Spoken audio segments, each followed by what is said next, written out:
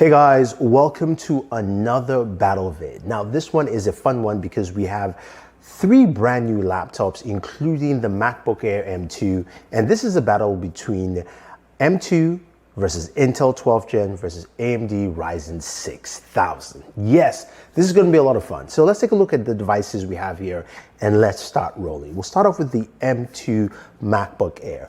The M2 MacBook Air is a 13.6-inch laptop. You've got a HD Retina display, you've got that notch, you've got, of course, that new design profile, and you've got two USB Type-C ports that are Thunderbolt that are on the left-hand side, as well as also a MagSafe port for charging. You can use any of those three to charge, and its starting price is $1,199.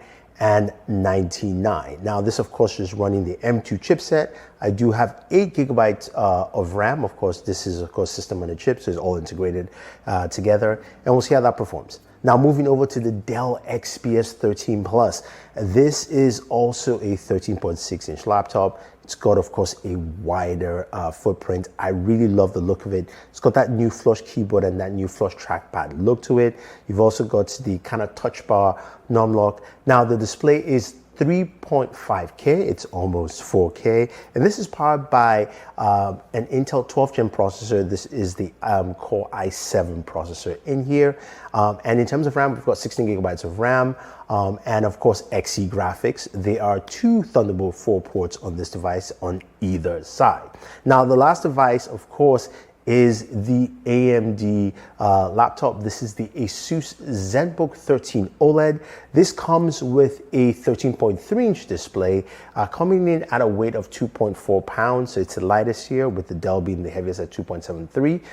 This also has, of course, the AMD 6000 series processor with AMD Radeon graphics built in. So again, everyone has their own graphics chip built into this. Comes with 3 USB Type-C ports, 2 on the right, 1 on the left. Keyboard layout is a bit different, more raised. You've got a nice trackpad that also kind of changes into a numpad as well, which is actually cool. Both the Dell and the Asus both have touchscreen displays, while of course, you know, the Apple MacBook does not. Now, in terms of hardware though, I kind of like all of them. They look pretty nice, but I'm leaning more to the Dell with just that really flush, more cool look. Now let's move over to displays. We all have some really nice displays on all three devices. The Dell and the Asus having OLED displays and the Retina display for your M2 MacBook Air. Now, in terms of screen brightness, I have to give it to the Dell coming up first, and then the Asus second, and of course the MacBook Air M2 third. It's just not as bright as the other two, and the OLED displays just look more vibrant and more rich altogether. So this is where the Dell takes the winning spot there. Asus is second, and the MacBook is third.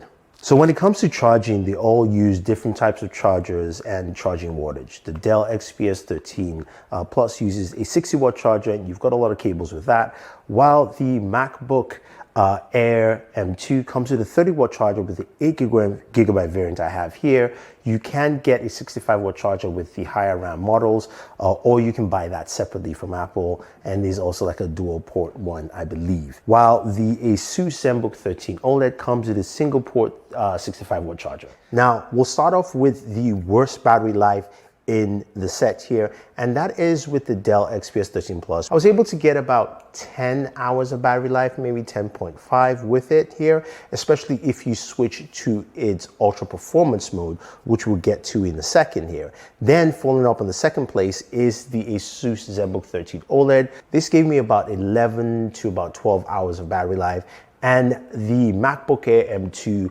won this category with roughly about 15 to 16 hours of battery life. Now, Apple says about 18. To me, that is absolutely fantastic and great, and it shows that this is a workhorse, and you can actually take long trips or work long hours while using this device. Let's talk about benchmarks and how that's important.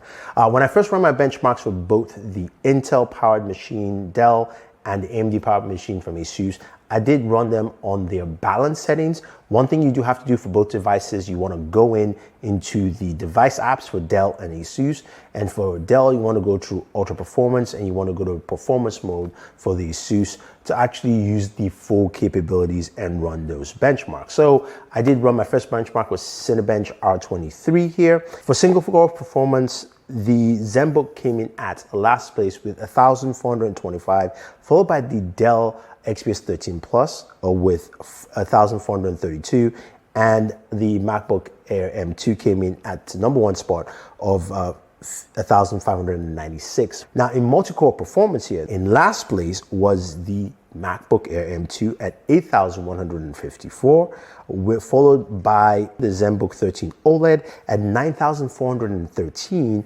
and then finally the Dell XPS 13 Plus at 10,383. Now this should be noted that both machines, actually all machines, were actually plugged in just to make everything balanced out, because even though the MacBook Air M2 doesn't need to be plugged in for such benchmarks. Now, seeing that all these devices are competitive when it comes to benchmark, let's look at some real world scenarios. So I decided to use, of course, Adobe Premiere because I can use it across all devices, including the Mac.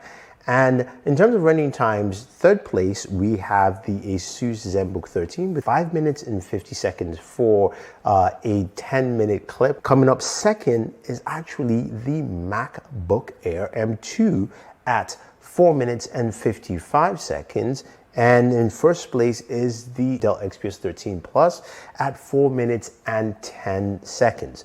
Now, here's the big caveat here.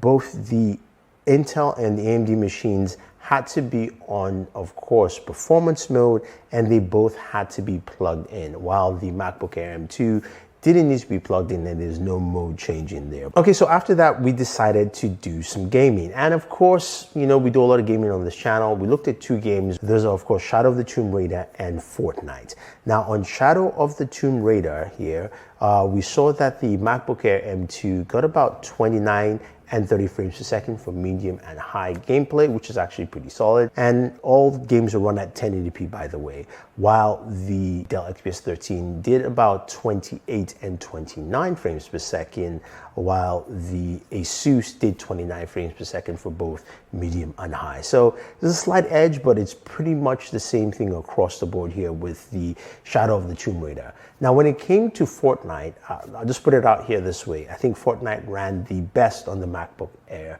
M2, got closer to 60 frames per second when you're playing Fortnite there, while on the Asus, which came in kind of second, it was high 40s to mid to low 50s in terms of the frame rates, while the Intel 12th Gen was at high 40s and maybe like 50 or 51. So again, clearly you can see that the MacBook Air M2 did a much better job here at playing Fortnite. So to me, maybe Apple should start making gaming laptops or gaming devices. Let's talk about some of the other functionalities with these three laptops. They all have USB Type-C ports, which means, of course, there's more connectivity for you to do here. So we went ahead and connected them to a monitor using the USB-C ports. And remember, both the Intel machine, the Dell XPS 13 Plus, and the MacBook Air M2 both support Thunderbolt, while the AMD machine does not support Thunderbolt, but all have USB 3.2 functionality in there.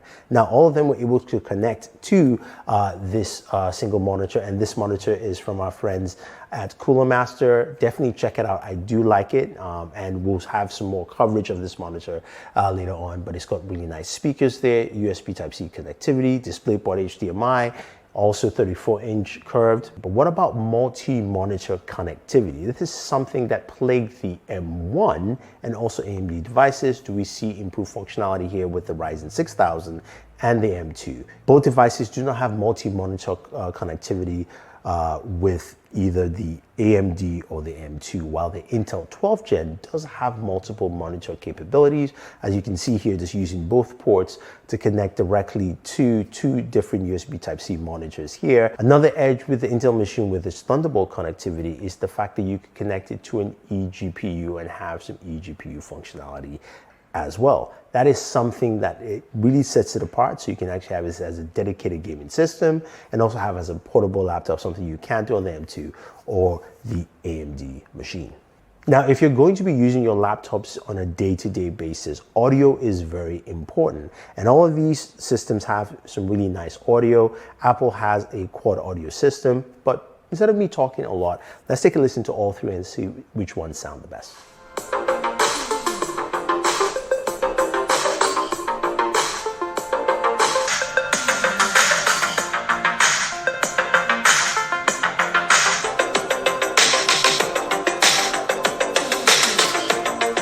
I think clearly we can see here that the M2 does a much better job with audio, much cleaner sound all the way through, followed by the Dell XPS 13, which is clean but not as loud, and the Asus ZenBook 13 OLED, which was actually on the much lower end in terms of audio. Since we live in a world where Zoom calls are super important, all three devices have webcams. They're all 720p webcams.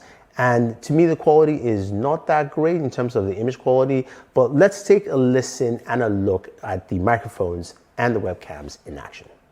This is a sample from the Asus ZenBook 13 OLED, showing you the webcam as well as also a sample of the microphone recording, and it shoots at 720p.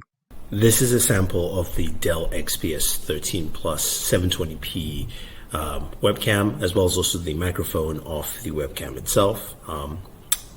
Daytime, so take a look. Now, this is a sample of the 720p camera on the MacBook Air M2, and also a sample of the microphone to see how well it sounds and how it looks. So yeah, there it is. Like I said, they all kind of are similar in terms of visual quality. I would say the MacBook Air's microphones are a little crisper and sharper, but the visual quality is pretty much the same here all around. So as we come to the end of this battle vid, it is quite impressive to see all three devices giving me something that's quite tangible here. And when you look at it through and through, there isn't a clear winner, but there is a device that does have the edge. And I think that is the MacBook Air M2. The reason why is that for the other two devices to either do better or actually perform similar in terms of benchmark results or even functionality, they have to be powered on, or they have to be charged, or they have to be connected to a power source, as opposed to the MacBook Air M2, which doesn't need to do any of that whatsoever, and also has the longest battery life in here. Now, in terms of other aspects of the devices, I do like what the Dell XPS 13 Plus brings to the table with its OLED display. It's much more cooler, sleeker look. And I also like the weight distribution and lightness of the Asus ZenBook 13 OLED, and also, you know, the performance you get from there. The one thing I'll say is that, look, when you're using any of these two Windows devices, either the Intel machine or AMD machine, and you have them powered on for some of the performance mode, they do run really loud. The fans tend to kick up quite loud, and that's something you have to deal with. And you also have to go into settings to put it into a performance mode, as opposed to not doing any of that on the MacBook Air M2. So let me know your thoughts, guys. Who do you think actually won this battle vid? Do you think it's the MacBook Air M2? Do you think it's the Dell XPS 13 Plus with the Intel 12th Gen, or the ZenBook 13 OLED from Asus with the AMD Ryzen 6000? I'd love to know your thoughts, because I think this is something, a battle that's much closer, but also has a winner with a slight edge.